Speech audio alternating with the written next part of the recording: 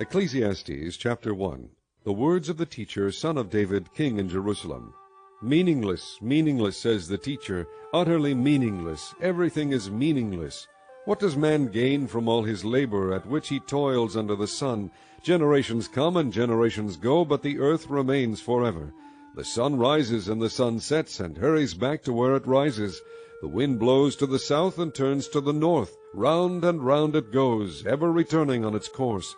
All streams flow into the sea, yet the sea is never full.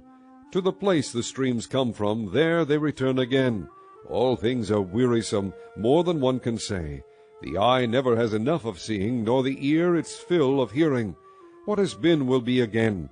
What has been done will be done again. There is nothing new under the sun. Is there anything of which one can say, "Look, this is something new"? It was here already long ago. It was here before our time. There is no remembrance of men of old, and even those who are yet to come will not be remembered by those who follow. I, the teacher, was king over Israel in Jerusalem. I devoted myself to study and to explore by wisdom all that is done under heaven. What a heavy burden God has laid on men! I have seen all the things that are done under the sun. All of them are meaningless, a chasing after the wind. What is twisted cannot be straightened. What is lacking cannot be counted. I thought to myself, "Look, I have grown and increased in wisdom more than anyone who has ruled over Jerusalem before me. I have experienced much of wisdom and knowledge." Then I applied myself to the understanding of wisdom, and also of madness and folly. But I learned that this, too, is a chasing after the wind. For with much wisdom comes much sorrow. The more knowledge, the more grief. Chapter 2. I thought in my heart, "Come now, I will test you with pleasure to find out what is good." But that also proved to be meaningless. Laughter, I said, is foolish. And what does pleasure accomplish? I tried cheering myself with wine and embracing folly, my mind still guiding me with wisdom. I wanted to see what was worthwhile for men to do under heaven during the few days of their lives. I undertook great projects. I built houses for myself and planted vineyards. I made gardens and parks and planted all kinds of fruit trees in them. I made reservoirs to water groves of flourishing trees. I bought male and female slaves and had other slaves who were born in my house. I also owned more herds and flocks than anyone in Jerusalem before me. I amassed silver and gold for myself and the treasure of kings and provinces. I acquired men and women singers, and a harem as well, the delights of the heart of man. I became greater by far than anyone in Jerusalem before me. In all this my wisdom stayed with me.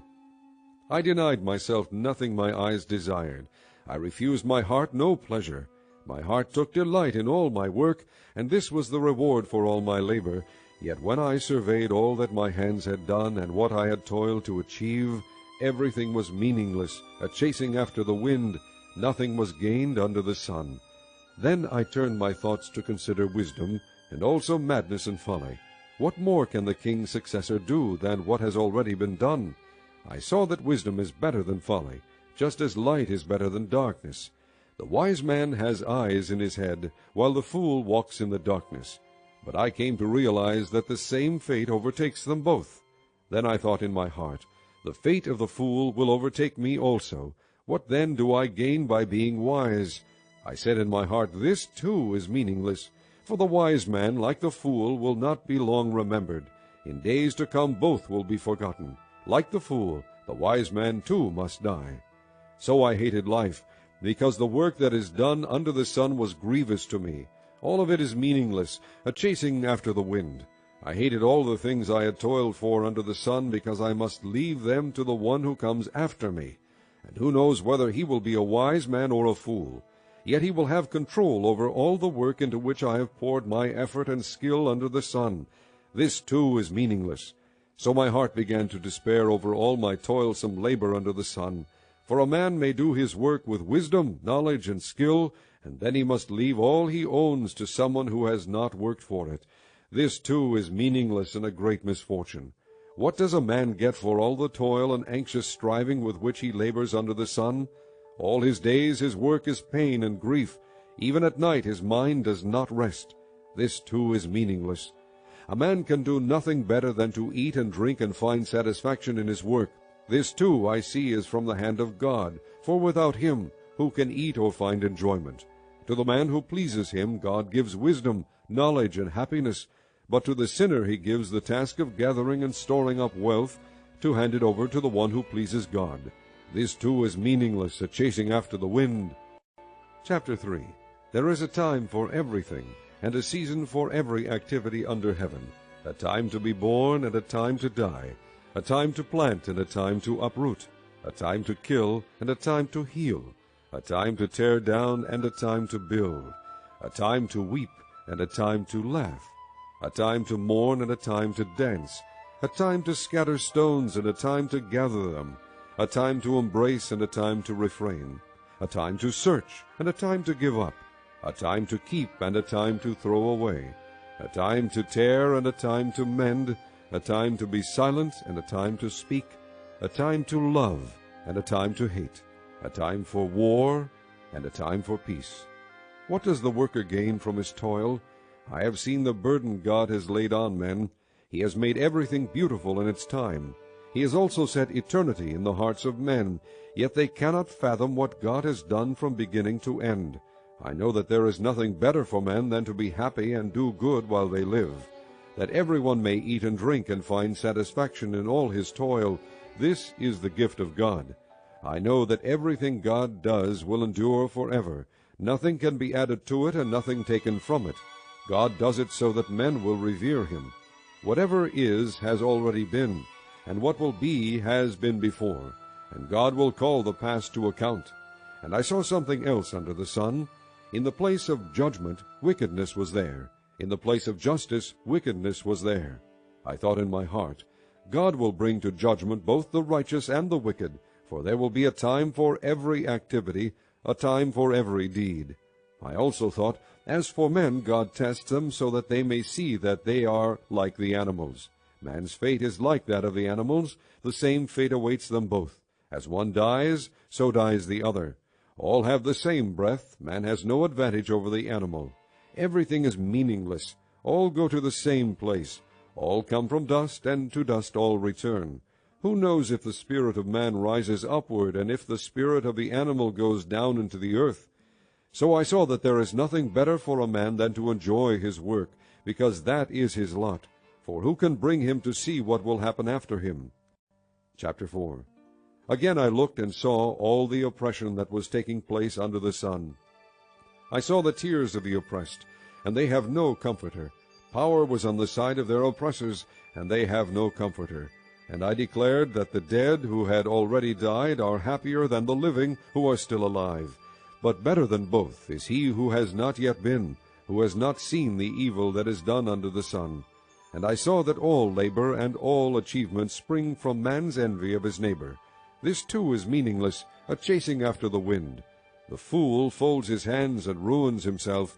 Better one handful with tranquility than 2 handfuls with toil and chasing after the wind. Again I saw something meaningless under the sun. There was a man all alone. He had neither son nor brother. There was no end to his toil, yet his eyes were not content with his wealth. For whom am I toiling, he asked, and why am I depriving myself of enjoyment? This too is meaningless, a miserable business. 2 are better than 1, because they have a good return for their work. If one falls down, his friend can help him up. But pity the man who falls and has no one to help him up. Also if 2 lie down together, they will keep warm. But how can 1 keep warm alone? Though 1 may be overpowered, 2 can defend themselves. A cord of 3 strands is not quickly broken. Better a poor but wise youth than an old but foolish king who no longer knows how to take warning. The youth may have come from prison to the kingship, or he may have been born in poverty within his kingdom. I saw that all who lived and walked under the sun followed the youth, the king's successor. There was no end to all the people who were before them, but those who came later were not pleased with the successor. This too is meaningless, a chasing after the wind. Chapter 5.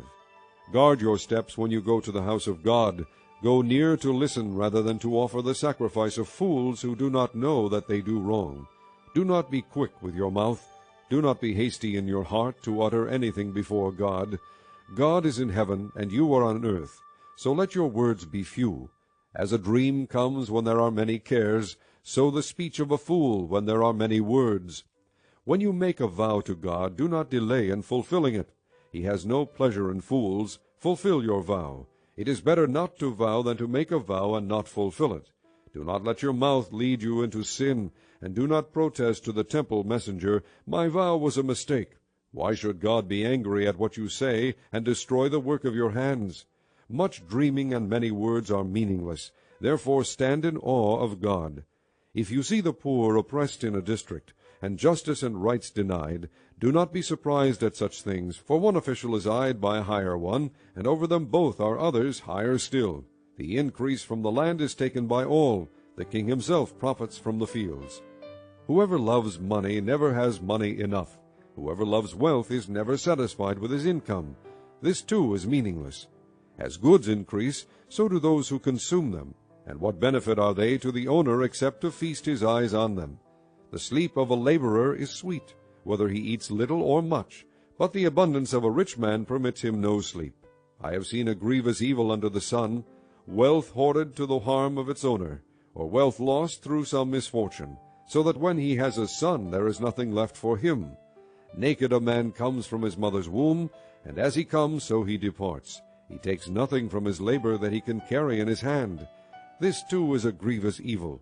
As a man comes, so he departs. And what does he gain, since he toils for the wind? All his days he eats in darkness with great frustration, affliction, and anger. Then I realized that it is good and proper for a man to eat and drink, and to find satisfaction in his toilsome labor under the sun during the few days of life God has given him, for this is his lot. Moreover, when God gives any man wealth and possessions, and enables him to enjoy them, to accept his lot, and be happy in his work, this is a gift of God. He seldom reflects on the days of his life, because God keeps him occupied with gladness of heart. Chapter 6. I have seen another evil under the sun, and it weighs heavily on men. God gives a man wealth, possessions, and honor, so that he lacks nothing his heart desires, but God does not enable him to enjoy them, and a stranger enjoys them instead. This is meaningless, a grievous evil. A man may have 100 children and live many years, yet no matter how long he lives, if he cannot enjoy his prosperity and does not receive proper burial, I say that a stillborn child is better off than he. It comes without meaning, it departs in darkness, and in darkness its name is shrouded. Though it never saw the sun or knew anything, it has more rest than does that man, even if he lives 1,000 years twice over, but fails to enjoy his prosperity. Do not all go to the same place? All man's efforts are for his mouth, yet his appetite is never satisfied. What advantage has a wise man over a fool? What does a poor man gain by knowing how to conduct himself before others? Better what the eye sees than the roving of the appetite. This too is meaningless, a chasing after the wind. Whatever exists has already been named, and what man is has been known. No man can contend with one who is stronger than he. The more the words, the less the meaning, and how does that profit anyone? For who knows what is good for a man in life during the few and meaningless days he passes through like a shadow? Who can tell him what will happen under the sun after he is gone? Chapter 7. A good name is better than fine perfume, and the day of death better than the day of birth. It is better to go to a house of mourning than to go to a house of feasting, for death is the destiny of every man. The living should take this to heart. Sorrow is better than laughter, because a sad face is good for the heart. The heart of the wise is in the house of mourning, but the heart of fools is in the house of pleasure. It is better to heed a wise man's rebuke than to listen to the song of fools. Like the crackling of thorns under the pot, so is the laughter of fools. This too is meaningless. Extortion turns a wise man into a fool, and a bribe corrupts the heart. The end of a matter is better than its beginning, and patience is better than pride. Do not be quickly provoked in your spirit, for anger resides in the lap of fools. Do not say, "Why were the old days better than these?" For it is not wise to ask such questions. Wisdom, like an inheritance, is a good thing and benefits those who see the sun. Wisdom is a shelter, as money is a shelter. But the advantage of knowledge is this, that wisdom preserves the life of its possessor. Consider what God has done. Who can straighten what he has made crooked? When times are good, be happy. But when times are bad, consider, God has made the one as well as the other. Therefore a man cannot discover anything about his future. In this meaningless life of mine I have seen both of these, a righteous man perishing in his righteousness, and a wicked man living long in his wickedness. Do not be over-righteous, neither be over-wise. Why destroy yourself? Do not be over-wicked, and do not be a fool. Why die before your time? It is good to grasp the one and not let go of the other. The man who fears God will avoid all extremes. Wisdom makes one wise man more powerful than 10 rulers in a city. There is not a righteous man on earth who does what is right and never sins.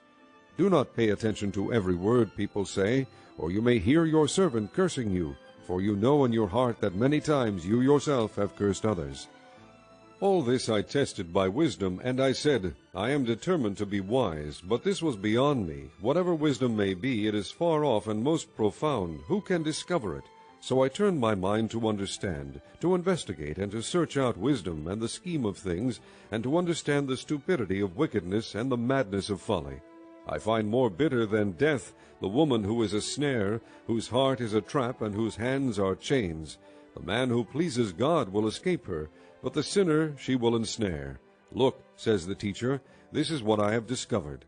Adding one thing to another to discover the scheme of things, while I was still searching but not finding, I found one upright man among 1,000, but not one upright woman among them all. This only have I found. God made mankind upright, but men have gone in search of many schemes. Chapter 8. Who is like the wise man? Who knows the explanation of things? Wisdom brightens a man's face and changes its hard appearance. Obey the king's command, I say, because you took an oath before God. Do not be in a hurry to leave the king's presence. Do not stand up for a bad cause, for he will do whatever he pleases. Since a king's word is supreme, who can say to him, What are you doing? Whoever obeys his command will come to no harm, and the wise heart will know the proper time and procedure, for there is a proper time and procedure for every matter, though a man's misery weighs heavily upon him. Since no man knows the future, who can tell him what is to come? No man has power over the wind to contain it, so no one has power over the day of his death. As no one is discharged in time of war, so wickedness will not release those who practice it. All this I saw as I applied my mind to everything done under the sun. There is a time when a man lords it over others to his own hurt. Then, too, I saw the wicked buried, those who used to come and go from the holy place and receive praise in the city where they did this. This, too, is meaningless. When the sentence for a crime is not quickly carried out, the hearts of the people are filled with schemes to do wrong. Although a wicked man commits 100 crimes and still lives a long time, I know that it will go better with God-fearing men who are reverent before God. Yet because the wicked do not fear God, it will not go well with them, and their days will not lengthen like a shadow. There is something else meaningless that occurs on earth. Righteous men who get what the wicked deserve, and wicked men who get what the righteous deserve. This too, I say, is meaningless. So I commend the enjoyment of life, because nothing is better for a man under the sun than to eat and drink and be glad. Then joy will accompany him in his work all the days of the life God has given him under the sun. When I applied my mind to know wisdom and to observe man's labor on earth, his eyes not seeing sleep day or night, then I saw all that God has done. No one can comprehend what goes on under the sun. Despite all his efforts to search it out, man cannot discover its meaning. Even if a wise man claims he knows, he cannot really comprehend it. Chapter 9. So I reflected on all this, and concluded that the righteous and the wise and what they do are in God's hands. But no man knows whether love or hate awaits him. All share a common destiny, the righteous and the wicked, the good and the bad, the clean and the unclean, those who offer sacrifices and those who do not. As it is with the good man, so with the sinner. As it is with those who take oaths, so with those who are afraid to take them. This is the evil in everything that happens under the sun. The same destiny overtakes all. The hearts of men, moreover, are full of evil, and there is madness in their hearts while they live, and afterward they join the dead. Anyone who is among the living has hope. Even a live dog is better off than a dead lion. For the living know that they will die, but the dead know nothing. They have no further reward, and even the memory of them is forgotten. Their love, their hate, and their jealousy have long since vanished. Never again will they have a part in anything that happens under the sun. Go, eat your food with gladness, and drink your wine with a joyful heart, for it is now that God favors what you do. Always be clothed in white, and always anoint your head with oil. Enjoy life with your wife, whom you love, all the days of this meaningless life that God has given you under the sun, all your meaningless days. For this is your lot in life, and in your toilsome labor under the sun. Whatever your hand finds to do, do it with all your might. For in the grave where you are going there is neither working, nor planning, nor knowledge, nor wisdom. I have seen something else under the sun. The race is not to the swift, or the battle to the strong, nor does food come to the wise, or wealth to the brilliant, or favor to the learned, but time and chance happen to them all. Moreover, no man knows when his hour will come. As fish are caught in a cruel net, or birds are taken in a snare, so men are trapped by evil times that fall unexpectedly upon them. I also saw under the sun this example of wisdom that greatly impressed me. There was once a small city with only a few people in it, and a powerful king came against it, surrounded it, and built huge siege works against it. Now there lived in that city a man poor but wise, and he saved the city by his wisdom. But nobody remembered that poor man. So I said, Wisdom is better than strength. But the poor man's wisdom is despised, and his words are no longer heeded. The quiet words of the wise are more to be heeded than the shouts of a ruler of fools. Wisdom is better than weapons of war, but one sinner destroys much good. Chapter 10. As dead flies give perfume a bad smell, so a little folly outweighs wisdom and honor. The heart of the wise inclines to the right, but the heart of the fool to the left. Even as he walks along the road, the fool lacks sense, and shows everyone how stupid he is. If a ruler's anger rises against you, do not leave your post. Calmness can lay great errors to rest. There is an evil I have seen under the sun, the sort of error that arises from a ruler. Fools are put in many high positions, while the rich occupy the low ones. I have seen slaves on horseback, while princes go on foot like slaves. Whoever digs a pit may fall into it. Whoever breaks through a wall may be bitten by a snake. Whoever quarries stones may be injured by them. Whoever splits logs may be endangered by them. If the axe is dull and its edge unsharpened, more strength is needed, but skill will bring success. If a snake bites before it is charmed, there is no profit for the charmer. Words from a wise man's mouth are gracious, but a fool is consumed by his own lips. At the beginning his words are folly, at the end they are wicked madness, and the fool multiplies words. No one knows what is coming. Who can tell him what will happen after him? A fool's work wearies him. He does not know the way to town. Woe to you, O land, whose king was a servant, and whose princes feast in the morning. Blessed are you, O land, whose king is of noble birth, and whose princes eat at a proper time, for strength and not for drunkenness. If a man is lazy, the rafters sag. If his hands are idle, the house leaks. A feast is made for laughter, and wine makes life merry, but money is the answer for everything. Do not revile the king even in your thoughts, or curse the rich in your bedroom, because a bird of the air may carry your words, and a bird on the wing may report what you say. Chapter 11. Cast your bread upon the waters, for after many days you will find it again. Give portions to 7, yes, to 8, for you do not know what disaster may come upon the land. If clouds are full of water, they pour rain upon the earth. Whether a tree falls to the south or to the north, in the place where it falls, there will it lie. Whoever watches the wind will not plant. Whoever looks at the clouds will not reap. As you do not know the path of the wind, or how the body is formed in a mother's womb, so you cannot understand the work of God, the maker of all things. Sow your seed in the morning, and at evening let not your hands be idle. For you do not know which will succeed, whether this or that, or whether both will do equally well. Light is sweet, and it pleases the eyes to see the sun. However many years a man may live, let him enjoy them all. But let him remember the days of darkness, for they will be many. Everything to come is meaningless. Be happy, young man, while you are young, and let your heart give you joy in the days of your youth. Follow the ways of your heart, and whatever your eyes see, but know that for all these things God will bring you to judgment. So then banish anxiety from your heart, and cast off the troubles of your body, for youth and vigor are meaningless. Chapter 12. Remember your Creator in the days of your youth, before the days of trouble come, and the years approach when you will say, I find no pleasure in them. Before the sun, and the light, and the moon, and the stars grow dark, and the clouds return after the rain, when the keepers of the house tremble, and the strong men stoop, when the grinders cease because they are few, and those looking through the windows grow dim, when the doors to the street are closed, and the sound of grinding fades, when men rise up at the sound of birds, but all their songs grow faint, when men are afraid of heights and of dangers in the streets, when the almond tree blossoms and the grasshopper drags himself along, and desire no longer is stirred, then man goes to his eternal home, and mourners go about the streets. Remember him before the silver cord is severed, or the golden bowl is broken, before the pitcher is shattered at the spring, or the wheel broken at the well, and the dust returns to the ground it came from, and the spirit returns to God who gave it. Meaningless, meaningless, says the teacher. Everything is meaningless. Not only was the teacher wise, but also he imparted knowledge to the people. He pondered and searched out and set in order many proverbs.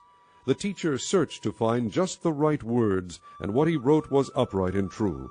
The words of the wise are like goads, their collected sayings like firmly embedded nails, given by one shepherd.